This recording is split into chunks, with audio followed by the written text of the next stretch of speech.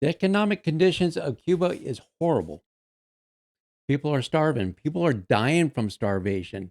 The people that resist the regime are finding themselves in prison, and they have no economic future. The United States can give them their support. Marco Rubio is heading that charge, and we'll get into that next here on Freedom Talk. Turn it up loud. This is Freedom Talk. Yes, welcome back to Freedom Talk. I'm your Freedom Talker, Steve. And yes, thank you for that subscribe and like. You're truly getting this channel off to a great start. Let's get into it. We're talking about Cuba today. And yes, Cuba's 67 years of communist control can't be good for a country. And we've been seeing the decline of this country for the longest time. And it's really kind of hit all time low that people are starving in the streets. So, yes, talking about Cuba, 67 years of communist control cannot lead to good things. And you can just see as economic conditions are just horrible over there. And they have no economics over there. It's all government control. And that's what they want is government control. And as you can see, as people resist the government, their shells is loaded with their own people, and anyone that resists, they arrest. You can see that people are starving, dying of starvation there in that country. So we have to say, can the U.S. help? Can we do any good? And I believe we can. It's always the U.S. intention to do what's right and to help out neighboring countries. So I understand what you might be saying. Steve, the U.S. embargo created all this mess, and that's why the people are starving. Yes and no. Yes, the U.S. embargo was created way back in 1959 when Fidel Castro took over, and he declared that Cuba is a communist state and that they're going to align themselves with Russia. And he basically stole US owned companies out of Cuba and really took all the resources there that was US owned in Cuba and with no repercussions for that. And then in 1962, of course, we had the Cuban Missile Crisis, and it escalated over the years as far as putting an embargo on that. And embargoes are put there to pretty much to limit a country's ability to do things. If you have a dictator leadership, then yes, sanctions and embargoes do play a role on that to limit their abilities to further any hostile actions to another country like the United States. And remember, the United States and Cuba's only 90 miles away from the United States, and with such close alliances with Russia and China and Venezuela too as well, it could be a threat to the United States and other things. But also too, Cuba used the embargo as an excuse for their own failures on their economic growth, because they did have, even though they weren't getting trade with the United States, they did have other countries to trade with, and that was Russia and China and Venezuela, and they just continued to not to grow as a country because the leadership didn't really care about the people. If they did care about the people, then they wouldn't let this embargo go for so long. And so I put that on the Cuban leadership that the embargo lasted for so long and that they did have choices, they did have options in order to get those embargoes removed by doing the right things. Yes, President Obama did relieve some of the sanctions off of Cuba and some things were going there, but he did that without the Cuban reforming anything. They're supposed to give their people free elections for one, and more freedom in Cuba towards the people. And Cuban leadership didn't do that. So just keep that in mind.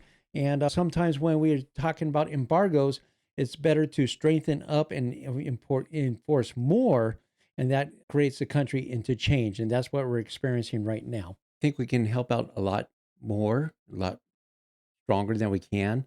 Marco Rubio and President Trump has been on the forefront of this issue.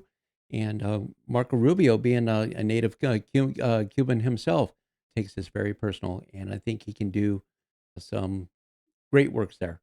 And let's see what he has to say.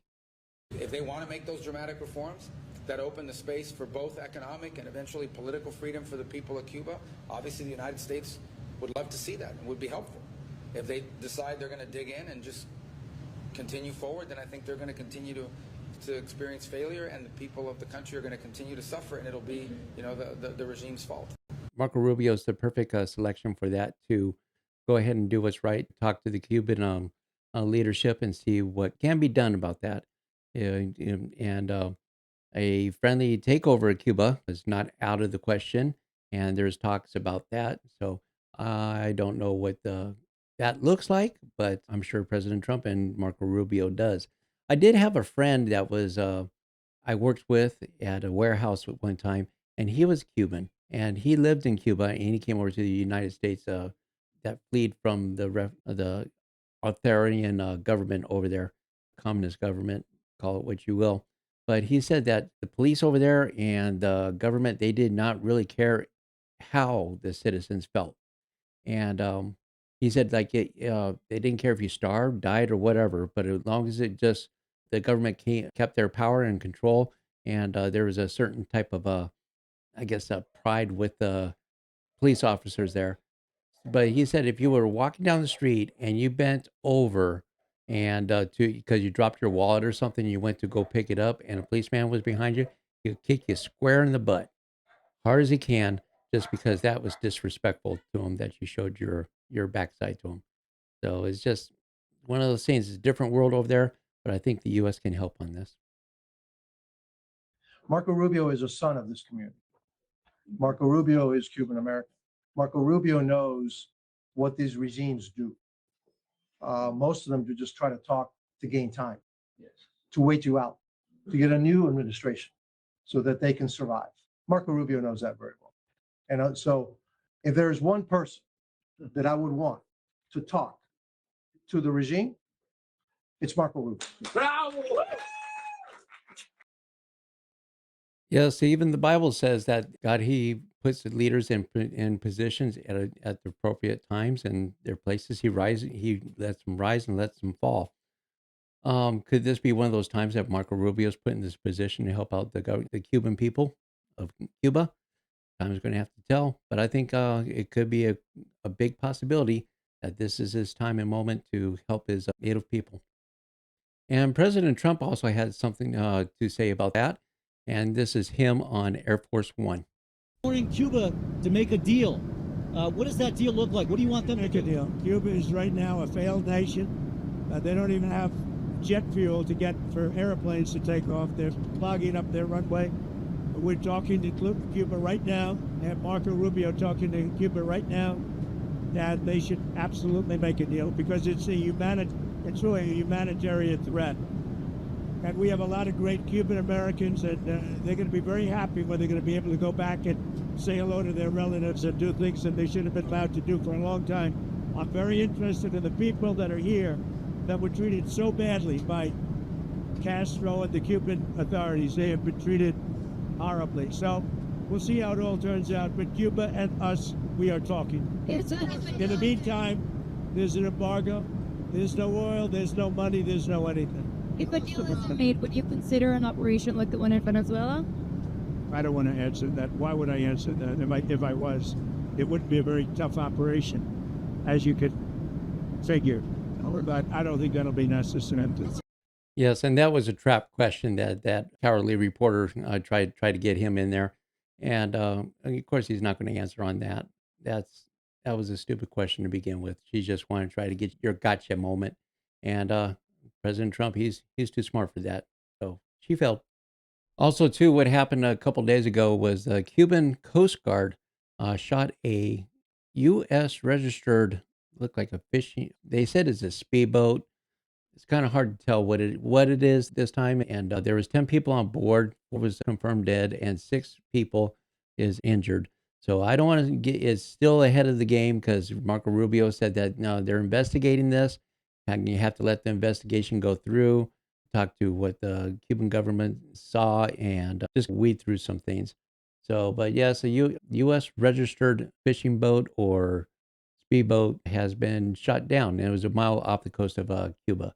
So whether it was there for just vacation purposes, fishing, or there's other means or up to no good. We do not know, and we do not want to speculate on it. So, but we'll keep an eye on this story and see what comes out in the near future. So this morning, we were made aware by Cuban authorities of an incident off the coast of Cuba. We immediately began to look into it. As it stands now, the Department of Homeland Security, the Coast Guard, others are involved. The majority of the information we still possess is what Cuban authorities are providing, both the public and the U.S. government. We have our embassy on the ground in Havana working this as we speak, asking for access to the people that were on those vessels, if they were American citizens or permanent residents. According to the Cuban regime, the boat was registered in Florida. We're tracking that down.